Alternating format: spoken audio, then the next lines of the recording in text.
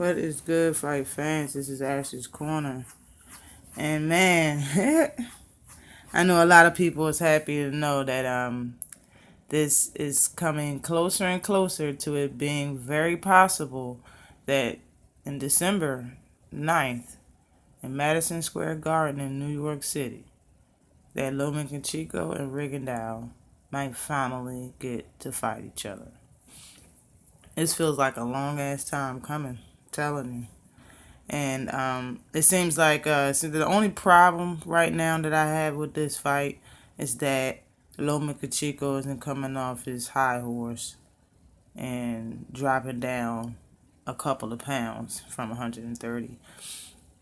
Like, for him to say that he'll destroy, Lomachenko said that he'll destroy Rigondeaux, he'll run through him, he'll, demolish him and all this other type shit. It shouldn't be hard for him to, meet him halfway. If not even halfway, at least meet at 127, 126, 128, anything around there. But coming all the way up to 130 just says a lot, like, why wouldn't you want to make it an entertaining fight? Like, his last fight, he had to do crazy shit just to make the fight entertaining. If that's a problem, meet the man halfway. Let the fight be very competitive. But either way, to me, that's the only problem I have with Lomachenko with this fight. But I don't see it being a problem as far as Lomachenko and it's being a problem for Rigondeaux facing Lomo. I don't see it hurting his fight game that much. I mean, it's saying a lot because it is, 2-3 weight classes. But Rigondeaux said he was going to move up anyway to weight where, people ain't scared to fight him and he'll make good money. And that would be 130 pounds. That's the next weight that he can move up to make that money, to get what he want out of his career. So if that's what he planning on doing anyway, I don't see it being really hard for him to get up to 130 because his plan was to move up in weight months ago, So this is just giving him, all the more confidence and, the dedication to moving up to 130 pounds because he has a fight waiting for him at 130 with Lomo that they've been talking about for a couple years now. And for the last few months, they've been going hard back and forth on social media. So this is something that it seems like both of them want. I know Rigondeaux wants it. But, Lomo talked a good game, talked a bad game, and then just said some other shit, said this shit, said that. I was kind of tossed up. I didn't know if he wanted to fight Rigondeaux or not. But he asked to be Conor McGregor's sparring partner, and Conor McGregor told him to sign a Rigondeaux fight, and here we are, about to fight Rigondeaux. So it just feels like it didn't take the fans. It didn't take Rigondeaux. It didn't take Bob Arum. It didn't take nobody but Conor McGregor to get this fight up and running. That's what it fucking feels like, yo. But, yeah, I still got Rigondeaux beating Lomachenko. This is my opinion. I know a lot of people think I'm crazy for thinking that. I know a lot of people was right on board with me thinking Rigondeaux could beat Lomo. But, we're not... Everybody's thinking like, Rigondeaux's going to be 120 when you fight him. No, they both are going to be like 129 or some crazy shit like that. They're both going to be the same weight. The only difference is in the height. That's the only, when it comes to the size, that's the only advantage Lomachenko has is the height advantage. That's it.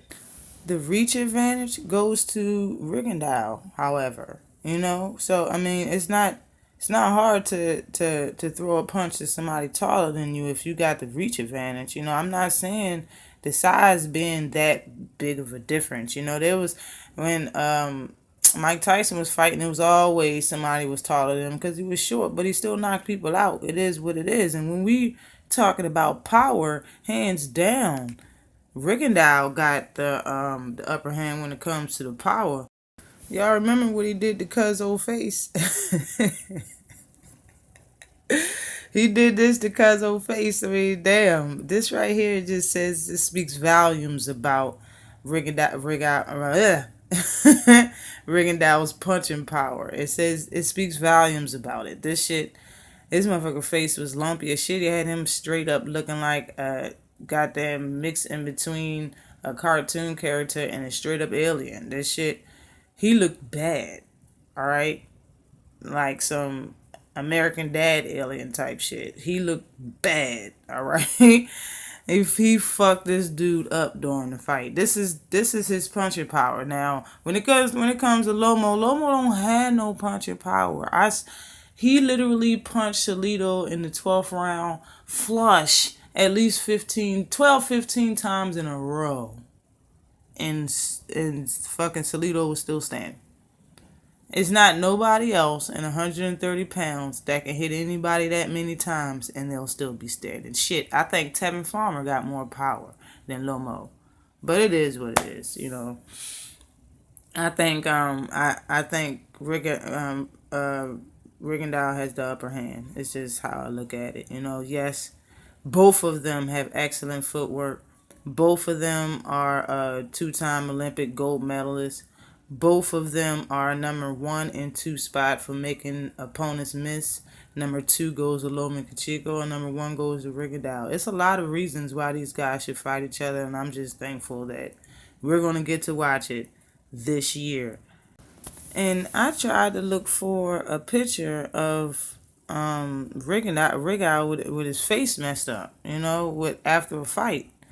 And I couldn't find one. I mean, I've watched a lot of his fights. I don't think I've watched every single one of them.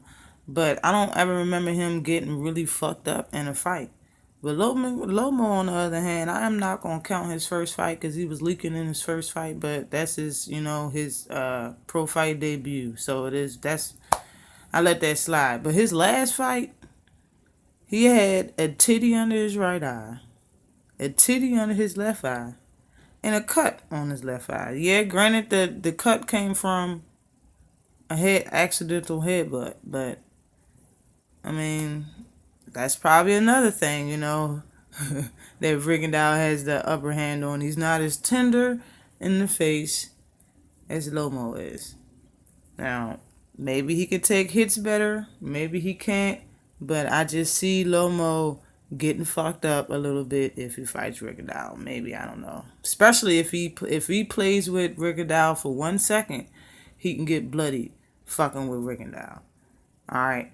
I think this fight is going to show and prove to everyone. It has to happen. It has got to happen. I mean, but if Rigondeaux beats him, you can no longer have Lomachenko in your top 5 of your pound for pound list. Nobody. Even Ted Atlas, fucking senile, stupid ass, that needs to retire. His ass can't even say that no more. Or they need to fire you if you continue saying it. If they fight and Lomo loses against Rigondeaux. Rigondeaux's coming up 3 weight classes to fight this man. If he loses, he shouldn't be on nobody's pound for pound. That's all I have to say, y'all. Always like and subscribe to the channel. Peace.